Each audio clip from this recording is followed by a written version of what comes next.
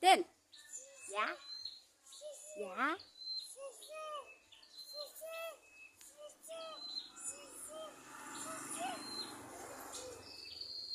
Tin đang làm gì đó? Mẹ. Ba ba. Cá. Tư tư. Ba ba. Anh hai đi chơi. Chơi. Xe. Gà. Vịt.